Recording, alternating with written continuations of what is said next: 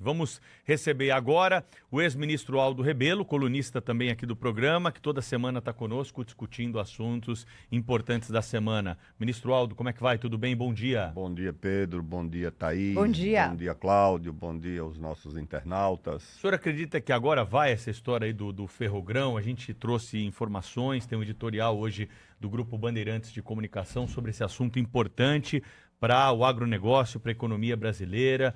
O que o senhor espera daqui para frente, ministro? Pedro, eu não trago nenhuma perspectiva otimista em relação a essa matéria.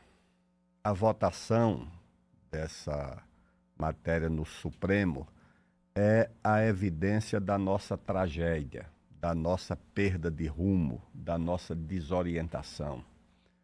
O que é a Ferrogrão?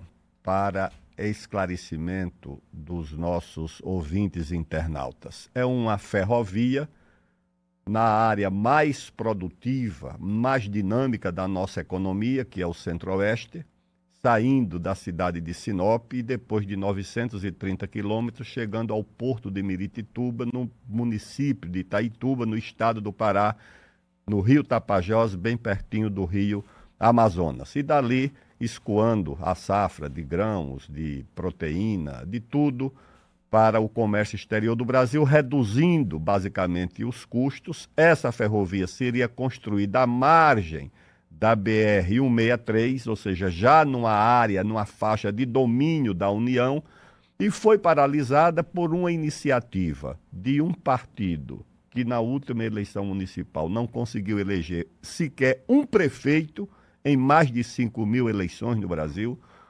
do Ministério Público e de uma ONG. E essas instituições, essas entidades, conseguiram, junto ao Supremo, por uma decisão monocrática de um ministro que provavelmente nem sabe onde fica a Ferrogrão no mapa, já que é um ministro de São Paulo, conhece pouco o Brasil. Mas eles conseguiram paralisar essa ferrovia no estado ou na região mais dinâmica da economia do Brasil. Para se ter uma ideia, enquanto nós lutamos há anos, décadas, para construir 930 quilômetros, menos de 1.000 quilômetros de ferrovia, a China, nos últimos 15 anos, construiu 50.000 quilômetros de ferrovia de alta velocidade. Você hoje tem um trem, 3 ramos ligando a China à Europa. Você tem um ramo pela Rússia e pela Bielorrússia, você tem um outro pela Turquia, você tem um outro pelo Irã. 3 ramos ferroviários ligando a China à Europa e nós não temos um único ramo transitando dentro da área mais dinâmica da nossa economia. No último plano quinquenal, os chineses construíram 38.000 quilômetros de ferrovias. Para se ter uma ideia do que isso representa, eles fizeram isso em 4 anos, 38.000. O total de ferrovias do Brasil hoje são 29.000 quilômetros apenas. 28.000 nós tínhamos em 1914. Nós tínhamos 28.000 quilômetros de ferrovias construídas e construíamos 1.200, 1.300 quilômetros a cada ano. Mais de 100 anos depois, nós passamos de 28.000 para 29.000. Por quê? Porque essas corporações, Ministério Público, IBAMA, FUNAI, organizações não governamentais financiadas do exterior para bloquear a nossa infraestrutura, porque infraestrutura é custo no comércio exterior, é custo de transporte. É mais caro você trazer a soja do Centro-Oeste até o porto de Paranaguá ou de Santos do que levar de Santos e de Paranaguá até a China, porque é o custo do nosso transporte. Nós estamos imobilizados e paralisados por essa guerra comercial contra o Brasil. Agora, isso está dentro do Supremo Tribunal Federal, do Ministério Público Federal, dos órgãos do Estado como IBAMA, FUNAI, Ministério do Meio Ambiente. Não, ou o Brasil enfrenta essas corporações, ou o Brasil diz não, o Brasil não vai mais ficar submetido, subjugado aos interesses internacionais implantados dentro do Estado brasileiro, ou nós não vamos sair do lugar. Agora mesmo a China começou a construção da maior hidrelétrica do mundo. Essa que eles começaram lá no Tibete, a 4.000 metros de altitude, é 3 vezes maior do que a de Três Gargantas, que já é maior do que a de Itaipu, que era a maior do mundo. O impacto do início da construção dessa hidrelétrica na China beneficiou inclusive o Brasil.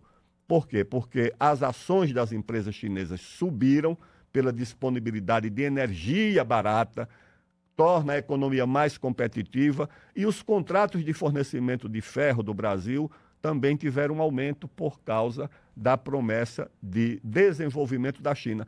Nós temos aqui na Amazônia, Thaís, Pedro, Cláudio, uma proposta, um projeto da antiga Eletrobras de dobrar a geração de energia elétrica na Amazônia com 8 ou 9 hidrelétricas que estão todas proibidas e paralisadas. Eu pergunto, tem racionalidade? O Brasil está sendo tratado dessa forma por suas próprias instituições? Não, isso é uma situação inaceitável. O Brasil tem que romper, o Brasil tem que enfrentar o bloqueio dessas corporações, ou a nossa juventude não terá futuro. O que é a China hoje era para ser o Brasil. O Brasil com a maior fronteira mineral do mundo, com a maior fronteira de biodiversidade, com a maior fronteira de energia, de terras raras, de agroindústria. Com tudo isso, o Brasil está nessa situação? Não, isso aí é uma demonstração da falência e da desorientação das nossas elites políticas, empresariais e principalmente essas que estão no Supremo, no Congresso e nessas instituições. Ministro, bom dia. Mais uma vez, muito obrigado aqui pela sua presença. A gente observa, né, ministro, que sem dúvida nenhuma a Ferrogrão não atende ou contraria interesses dos rivais do Brasil no agronegócio, os interesses internacionais como um todo, etc. e tal. Mas para isso, eles contam esses interesses internacionais com muitos brasileiros, né? Muitos brasileiros, como, por exemplo, os autores dessa ação que está no Supremo Tribunal Federal, como os brasileiros que mantiveram essa ação há 5 anos. Isso está há 5 anos no Congresso Nacional, né? Não conheço ninguém de bom senso que venha a ser contra isso, né? E os autores dessa ação ou são gente que desqualificada, sem nenhuma representatividade, ou é gente que está a serviço claramente desses interesses, né, com o que o senhor já enumera aqui.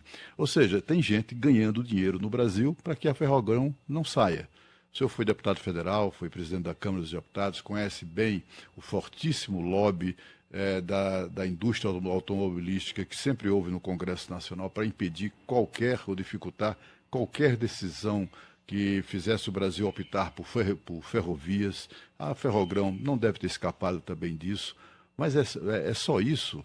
Ou tem muito cabra de peia aqui no Brasil conspirando contra o nosso próprio país, né? Haja vista a questão lá do Brasil também, é bom lembrar, né, a questão lá do petróleo, das reservas magníficas de petróleo que nós temos lá na margem equatorial, e nós temos um país onde há instituições que conspiram contra os interesses nacionais. Quem é que está ganhando dinheiro com isso, hein, deputado? Ô, Cláudio, antes do ministro responder, conta pra gente o que é cabra de peia. Essa eu não conhecia. É cabra safado. Cabra safado, é um cabra muito sem vergonha. Muito obrigada, ministro. Cabra sem vergonha, é cabra de peia. Olha, o panorama de fato é preocupante, porque se você olhar só para a Amazônia, vamos aqui enumerar rapidamente alguns dos bloqueios, porque, Cláudio, você tem que começar por quem está levando esse prejuízo que é o Brasil. O povo brasileiro, a nossa juventude, nós estamos perdendo emprego, tributos, nós estamos perdendo divisas, nós estamos tornando a nossa economia mais cara, menos competitiva, com insumos, com energia e com infraestrutura que encarecem a nossa atividade econômica, elevam o custo da nossa produção e tornam a nossa economia menos competitiva, que é o que eles querem, tornar a nossa agricultura mais cara, para que nós não concorramos com a agricultura dos países ricos, dos países do primeiro mundo. Aí você examina, nós temos esse caso da Ferrogrão, nós temos o caso do petróleo da margem equatorial, nós temos o caso do potássio de Altazes lá no Rio Madeira. insumo para a nossa agricultura, nós importamos 90% do potássio a um custo de bilhões de dólares. Nós temos o caso do fosfato lá da Reserva Nacional de Cobre e Associados entre o Amapá e o Pará. Nós temos o diamante da Reserva Roosevelt lá no município de Espigão do Oeste, no estado de Rondônia. Nós temos o ouro que está saindo do Brasil e indo para a Venezuela, que exporta 470 toneladas de ouro por ano, enquanto o Brasil só exporta 70. A Venezuela tem mais reservas em ouro do que o Brasil, porque o Brasil está tudo proibido, o que sai é no contrabando. Então nós temos que enfrentar essa situação, porque o bloqueio, claro, é financiado, são bilhões de dólares. Só esse Fundo Amazônia, que não se destina à Amazônia, se destina a financiar ONGs ou prepostos de ONGs, são bilhões que são mobilizados nesse fundo e em outros. O dinheiro que jorra do exterior no cofre dessas ONGs para dominar o Estado brasileiro, porque as ONGs, elas estão dentro do Estado, elas governam o IBAMA, governam a FUNAI, governam o Ministério do Meio Ambiente, governam o Ministério das Populações Indígenas, elas estão associadas dentro do próprio Ministério Público Federal, procurador que é conselheiro de ONG, isso tudo hoje está contaminado por esses interesses. E, naturalmente, dentro do Estado brasileiro, eles conseguem meios para chegar até o próprio Supremo Tribunal Federal, com uma ação de 2021, feita por um partido inexpressivo, pelo Ministério Público Federal, para bloquear uma área essencial da economia do Brasil. Ou seja, o prejuízo para o país é muito grande. E o lucro se distribui, naturalmente, com os concorrentes do Brasil, que veem a nossa atividade econômica, principalmente a nossa agroindústria, a nossa agropecuária, com custos mais elevados, por infraestrutura, por normas ambientais que limitam a nossa atividade, e o prejuízo para o país, porque você deixa de ter emprego, você deixa de ter impostos, você deixa de ter divisas, você deixa de mobilizar a atividade econômica, porque tudo que se faz nessa área da fronteira mineral e da fronteira agrícola tem também a participação da indústria urbana. Você não faz uma destilaria sem estrutura metálica, sem caldeiras, sem equipamentos, tratores, máquinas. Tudo isso é indústria urbana que é mobilizada quando a economia do setor de petróleo ou da agroindústria é movimentada. Você, além de ter receitas de petróleo, você tem a cadeia de petróleo e gás, você tem a cadeia de serviços, e você vai olhar para o menino que está fazendo engenharia, que está fazendo agronomia, geologia, e vai dizer: olha, meu filho, você vai ter um trabalho no futuro. Do jeito que está, ele tem que pegar um dinheiro do pai, ou um passaporte, ou ir embora do país, porque ele pode trabalhar na exploração de petróleo no mar, na Guiana, pode na Noruega, não pode no Brasil, porque o IBAMA não deixou abrir o poço experimental lá no Amapá. Sinceramente, isso é inaceitável. O senhor citou, não é, ministro, que a ação movida pelo PSOL deu entrada no Supremo em 2021. Olha como a gente perde tempo, né? Esse é um projeto que foi feito em 2012, entrou no PAC em 2016...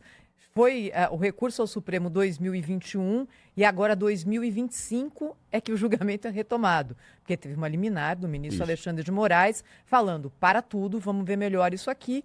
E esse para tudo demorou 4 anos, para eles terem tempo para pautar e ver melhor. E o ministro já pediu vistas do processo, já parou de novo. O ministro Flávio Dino agora, Pois né? é. O que eu queria perguntar para o senhor é o seguinte: nessa ação do PSOL, eram 2 os argumentos. O primeiro é que a modificação permitindo que a ferrovia passasse pela área do Parque Nacional veio por decreto e não poderia. Isso aí foi corrigido pelo próprio Congresso lá atrás, porque aprovou e transformou o decreto em projeto de lei. Mas havia uma outra questão, que era que esse tipo de obra infringiria danos ambientais numa área protegida, que é o Parque Nacional do Jamanchim, no Pará. O senhor que já viajou tanto pela Amazônia, por essas regiões que são pouco conhecidas pelo brasileiro, que vive em áreas urbanas, eu queria perguntar para o senhor de uma forma geral, eu não sei se o senhor conhece esse parque aqui especificamente. Conheço. Então, ótimo, porque como que é esse parque, qual que é a condição de outros parques e de outras áreas que são demarcadas e aí protegidas pela lei brasileira? Esse parque é no sul do estado do Amazonas, ou seja, na fronteira norte do Mato Grosso. É um parque de 859 mil hectares. 859 mil hectares tem o Parque do Jamanchim. O que é que o governo fez? O governo retirava 0,1%, ou seja, 800 hectares. Se você tem 859 mil, 80 mil dá 10%, 8 mil, 1%, 800 hectares dá 0,1% do parque. Compensa esse 0,1%, acrescentando a Flona, porque tem a Flona, que é a Floresta Nacional do Jamanchim, que é outra unidade de conservação, os mesmos 800 hectares retirados do parque. Ou seja, o meio ambiente não perde nada. Você tira 800 hectares, ou seja, menos de 0,1%, e compensa com 800 para a Floresta Nacional, que dá mais um percentual lá pequeno para a floresta. Então você compensou. Segundo, toda a ferrovia vai margeando a 163, que já é uma área desafetada, já é de domínio da União. As áreas de parque ou terra indígena que vão ser cruzadas, atravessadas pela ferrovia, são as mesmas que já estão dentro da área da 163, que é uma BR que sai ali do Mato Grosso e vai pelo sul do estado do Pará. Aliás, o Jamanchim é no sul do estado do Pará, não é do Amazonas, é do Pará. Pega ali uma série de municípios, Novo Progresso e outros. Você, quando desce do Pará para o Mato Grosso, você passa ali nas fronteiras do Parque Nacional do Jamanchim, perto daquela Serra do Cachimbo antiga. Então, ali você tem uma área que já é desafetada, que já é uma área de domínio da União. O que há, na verdade, é só a tentativa de bloqueio para prejudicar a atividade econômica, porque do ponto de vista do meio ambiente, Thaís, é positivo que você tenha infraestrutura, porque pela ferrovia, pela rodovia, não só você leva a fiscalização, os órgãos do Estado, o IBAMA, a própria FUNAI, Ministério Público, Polícia Federal, Polícia Militar, Polícia Civil, Força Nacional, tudo vai usar essa infraestrutura. E, além do mais, tem um outro dado assim que é muito relevante e que é desprezado por essas ONGs. O transporte ecologicamente mais saudável é o da hidrovia. Esse é, do ponto de vista do meio ambiente, o que menos emite gases de efeito estufa, é a hidrovia. O segundo é a ferrovia. O transporte que mais emite gás de efeito estufa é o transporte rodoviário. É que você tem que enfileirar milhares de carretas emitindo, quando você, com 2 ou 3 comboios ferroviários, você resolveu o problema. Ou quando você, com o grupo de chatas de transporte fluvial, você também resolve, como era a tentativa de fazer isso no Rio Madeira e no próprio Rio Tapajós. Agora tudo isso está bloqueado, porque pouco importa o meio ambiente, o que importa é bloquear a infraestrutura e a economia do Brasil. Ministro Aldo Rebelo, rapidamente aqui, não vou deixar de perguntar para o senhor uma notícia aqui importante da semana, o telefonema de Lula-Trump. O senhor falou bastante conosco na semana passada sobre essa expectativa. Qual foi a sua impressão sobre esse contato do presidente brasileiro com o americano nessa crise das tarifas? Eu creio que há agora o recuo, ou seja, a onda de confronto recua e a onda do diálogo é que se afirma. Eu não sou totalmente otimista, nem totalmente pessimista. Eu acho que vai ser um processo de negociação no qual os Estados Unidos vão tentar impor certas medidas que beneficiem comercialmente os interesses dos Estados Unidos, ampliar, por exemplo, o superávit na balança comercial com o Brasil. Agora, a minha visão a médio e longo prazos é otimista. Por quê? Porque as relações do Brasil com os Estados Unidos não dependem apenas do governo dos Estados Unidos e do governo do Brasil. Elas são relações necessárias. Os dois têm entre si a vizinhança mais importante do hemisfério. Quem é o vizinho de hemisfério mais importante do Brasil? Os Estados Unidos. Quem é o vizinho de hemisfério mais importante dos Estados Unidos? O Brasil. O Brasil é um país que tem condições de desestabilizar a América do Sul inteira. Nós temos 10 países na vizinhança. Nós temos 17 mil quilômetros de fronteira. Você olha para os Estados Unidos, são 2 países vizinhos. Ao norte, o Canadá, ao sul, o México. Com o México, é uma fronteira de 3 mil quilômetros. O Brasil tem 17 mil quilômetros de fronteiras com seus vizinhos. Só com a Bolívia, o Brasil tem uma fronteira maior do que os Estados Unidos com o México. 3.400 quilômetros só com a Bolívia. Aí tem mais 2.000 com o Peru, com Colômbia, com Venezuela. Tem uma fronteira com o Paraguai, que é uma fronteira problemática, com contrabando, com problema de droga. Tudo isso o Brasil tem. E o Brasil consegue manter essa situação estável. Nós nunca falamos em construir muro com a Bolívia, com a Colômbia, com a Venezuela, com o Peru. Nunca. Nós não temos reivindicações territoriais. Nós nunca fizemos guerra de anexação com os nossos vizinhos. Os americanos, quando ficaram independentes, eram uma nesga de terra ali no Atlântico e depois tiveram que tomar no tapa o Novo México, a Califórnia, o Texas, o Arizona e por aí vai. Tem ali um passivo de ressentimentos que o Brasil não tem com os seus vizinhos. Então, os Estados Unidos, sempre eu soube disso com as autoridades americanas. Sempre, em todas as posições que ocupei, os americanos sempre me diziam: o Brasil é um fator de estabilidade, vocês precisam ali administrar, a vizinhança complicada, mesmo no tempo do Chaves, no tempo do Evo Morales.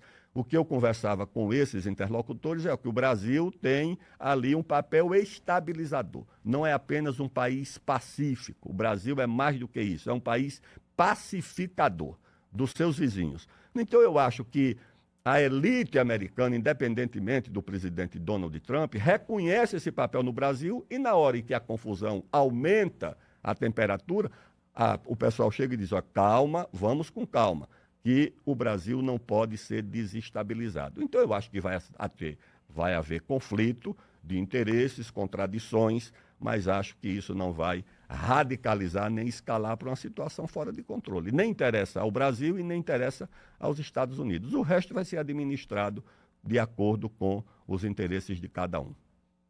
Ex-ministro Aldo Rebelo, sempre conosco aqui, nosso colunista no Jornal Gente. Ministro, obrigada, hein? Mais uma vez, fiquei surpresa com essa informação, não tinha me dado conta de que a fronteira do Brasil com a Bolívia é maior do que a fronteira do México com os Estados Unidos. Sim, lá são 3 mil quilômetros, aqui são 3.400. O tamanho do nosso país é gigante, né? Obrigada, ministro. Até a próxima. Obrigado, Thaís.